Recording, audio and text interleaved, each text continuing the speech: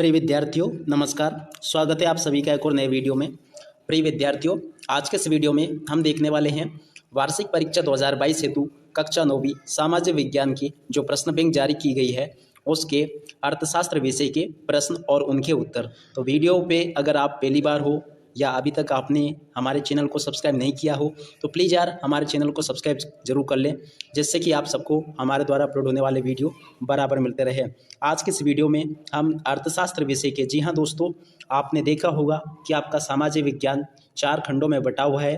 पिछले वीडियो में मैंने आपको भूगोल विषय के सभी पाठों के प्रश्न और उनके उत्तर बता दिए थे, पर आज के इस वीडियो में आपका जो ये अर्थशास्त्र है इसके सभी पार्टों के प्रश्न और उनके उत्तर आज के इस वीडियो में हम देखने वाले हैं। तो प्लीज़ आप सबसे रिक्वेस्ट है, निवेदन है कि अगर आपने अभी तक हमारे यूट्यूब चैनल को सब्सक्राइब नहीं किया है तो प्लीज़ यार चैनल को सब्सक्राइब जरूर कर लें। तो चलिए देखते हैं अर्थशास्त्र विषय में आपके जो 4 पार्ट दिए गए हैं, इन सभी पार्टों के प्रश्न और उनके उत्तर आज के इस वीडियो में हम देखने वाले हैं। तो चलिए वीडियो को शुरू करते हैं। तो ये रहे दोस्तों आपके कक्षा 9वीं सामाजिक विज्ञान अर्थशास्त्र विषय के प्रश्न और उनके उत्तर। तो चलिए बिना किसी देरी के बारी बारी से देखते हैं और समझते हैं। तो ये आपका अर्थशास्त्र में जो प्रश्न बैंक दी गई है, आप तक हो सकता है कि अभी तक आपने प्राप्त कर ली हो, तो आप इसको देख सकते हो दोस्तों। पहला पार्ट दिया गया है पालमपुर गाँव की कहानी। तो आप इसको पाठ के आधार पर इसको समझ सकते हो। तो इस पालमपुर गाँव की कहानी में पहला प्रश्न दिया गया था, पालमपुर गांव में कृषि कार्य क्या था? तो डेयरी उद्योग, पशुपालन। और उसी के नीचे जो प्रश्न दिया गया दोस्तों वो ये है, आप इसको देख सकते हो। उत्पादन के लिए क्या आवश्यक है? उत्पादन के लिए 4 मूल आवश्यकताएं होती है। भूमि, तो वैसे तो आप इसको कर सकते हो या संक्षिप्त रूप से अगर देखा जाए इसको तो भूमि, पूंजी, श्रम, संगठन और साहस आप इसमें लिख सकते हो। तो ये प्रश्न और उसका उत्तर हो चुका है दोस्तों। अब चलिए अगले प्रश्न को समझते हैं।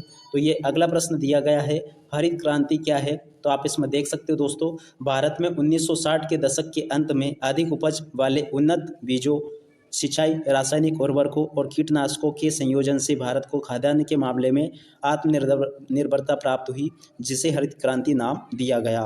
तो उम्मीद करता हूं कि दोस्तों ये प्रश्न और उसका उत्तर भी आपको समझ में आ गया होगा। अब चलिए आगे बढ़ते हैं और समझते हैं अगले प्रश्नों को। तो आप यहाँ पर देख सकते हो दोस्तों, अगला प्रश्न ये दिया गया है, कुटीर उद्योग क्या है? तो आप इसको देख सकते हो दोस्तों, लिखा है ऐसे उद्योग जिसमें उत्पादन या निर्माण कार्य घर के सदस्य मिलकर करते हैं कुटीर उद्योग कहलाते हैं, जैसे कि चटाई निर्माण, झाड़ू निर्माण आदि आदि। और उसी के नीचे अगला प्रश्न दिया गया है दोस्तों, कच्चा माल क्या है? तो आप चाहे तो इसको भी पूरा नोट कर सकते हो। और मैं तो ये कहूँगा कि अब तैयारी अच्छे से कर लो आप सभी लोग, क्योंकि बहुत जल्दी ही आपकी वार्षिक परीक्षाओं का टाइम टेबल भी घोषित होने वाला है। तो आगे दिया गया है, पालमपुर गांव की कहानी का वर्णन कीजिए। दोस्तों ये प्रश्न है पूरा, आप इसको देख सकते हो दोस्तों। और इसको देखने के बाद में आप पूरा इसको नोट भी कर लें। जैसे कि पालमपुर में खेती का मुख्य क्रिया है, लगभग 450 परिवार रहते हैं, अधिकांश लोग खेती करते हैं। तो ये सारा प्रश्न है, आप लोग इसको नोट कर ले पूरा। और उसी के आगे कुछ प्रश्न ये दिए गए हैं, उत्पादन के कौन कौन से कारक हैं? तो उत्पादन के 4, यहाँ पर 3 कारक लिखे, पर आप इस जगह पर 5 लिखिए, भूमि, पूंजी, श्रम, संगठन और साहस। जी हाँ दोस्तों। और इसी क्रम में अगर आगे देखा जाए तो आप देख सकते हो, भारतीय कृषि को समझाइए। तो आप इसको भी पूरा नोट कर लें। और उसी के आगे आप देख सकते हो ये कुछ प्रश्न दिए गए हैं, आप लोग इनको भी देखें और बराबर नोट करते चले, जैसे कि उत्पादन के क्या उद्देश्य समझाइए। और उसी क्रम में आगे देखें तो ये चैप्टर 2 है, लघुत्तरी प्रश्न दिए गए हैं इसके, मानव पूंजी निर्माण को समझाइए। ऐसे लोगों की प्राप्ति और उनकी संख्या में वृद्धि होती है जो अधिक से अधिक धन कमाते हैं, मानव पूंजी कहलाती है। अर्थव्यवस्था क्या है? और भारत में बेरोजगारी के कारण लिखिए। तो आप सभी लोग इन प्रश्नों को बराबर नोट करते चले। आगे भी कुछ प्रश्न ये दिए गए हैं, आप बराबर इन प्रश्नों को नोट कर लें। और आप सभी से मेरा निवेदन है, रिक्वेस्ट है कि अगर आपने अभी तक हमारे YouTube चैनल को सब्सक्राइब नहीं किया था तो प्लीज़ आज चैनल को सब्सक्राइब जरूर कर लें, जिससे कि आप सबको हमारे द्वारा अपलोड होने वाले वीडियो बराबर मिलते रहे। तो चलिए बढ़ते हैं आगे और देखते हैं आगे के कुछ प्रश्न और उनके उत्तर। तो यहाँ पर आप देख सकते हो दोस्तों, चैप्टर 3 के यहाँ पर प्रश्न दिए गए हैं, तो आप सभी लोग इनको भी बराबर नोट करेंगे। तो आगे बढ़ने से पहले मैं आप सभी को बता देना चाहता हूँ कि मैंने ये जो वीडियो बनाया है ये भूगोल विषय के ऊपर, ये अर्थशास्त्र विषय के ऊपर बनाया है, पर इससे पहले मैंने भूगोल विषय का पूरा वीडियो और उसका सॉल्यूशन बना के पहले से ही डाल रखा है। चाहे तो आप उसको भी चेक कर सकते हो, या वो वीडियो अगर आपने अभी तक नहीं देखा हो तो इस वीडियो के अंत में मैं एक एंड स्क्रीन लगा दूंगा, आप उस पे ऊपर क्लिक करके पूरा उस वीडियो को देख जरूर लेना, जिससे कि आपका पूरा सामाजिक विज्ञान में भूगोल विषय भी कंप्लीट हो जाए। तो आप इसको नोट करें बराबर, जिससे कि आप सबकी तैयारी अच्छे से हो सके। और आगे अगर देखा जाए तो ये प्रश्न दिया गया है दोस्तों, राष्ट्रीय ग्रामीण रोजगार गारंटी अधिनियम क्या है। जी हाँ दोस्तों, तो इसका उत्तर आप देख सकते हो, ये योजना सितंबर 2005 में शुरू की गई थी। और आगे अगर देखें तो सितंबर 2005 में शुरू की गई थी। इस योजना का उद्देश्य गाँव में निवास करने वाले गरीबों के लिए काम के बदले अनाज और पैसे दिए जाते हैं। तो आप पूरा इसको लिख सकते हो दोस्तों। तो आप देख सकते हो पूरा जो अर्थशास्त्र विषय के प्रश्न थे वो पूरे मैंने यहाँ पर आपको बता दिए हैं। आपने चैप्टर 1 ये नोट कर लिया होगा, फिर भी मैं आपको एक बार पुनः दिखा देना चाहता हूँ, जैसे कि आपकी तैयारी अच्छे से हो सके।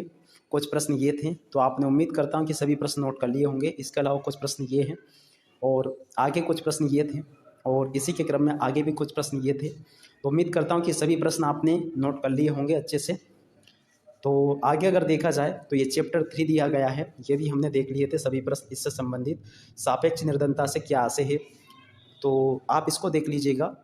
सापेक्ष निर्धनता दूर करने के कौन कौन से उपाय हैं, तो आप इसको नोट कीजिएगा। निर्धनता दूर करने के कौन कौन से उपाय है। भारत में निर्धनता को दूर करने के निम्नलिखित उपाय है। सरकार द्वारा स्वरोजगार के लिए को प्रेरित करना, लोगों को, यहाँ पर आप लोगों को कर लें, उद्योगों के लिए ऋणों पर ब्याज माफ करने का विचार करना, ग्रामीण कुटीर उद्योग व हस्तशिल्प प्रणाली का विकास किया जाना। तो आप इसको देख लें और नोट कर लें। अगला प्रश्न ये दिया गया है, राष्ट्रीय ग्रामीण रोजगार गारंटी अधिनियम क्या है, तो आप इसको भी देख सकते हो दोस्तों।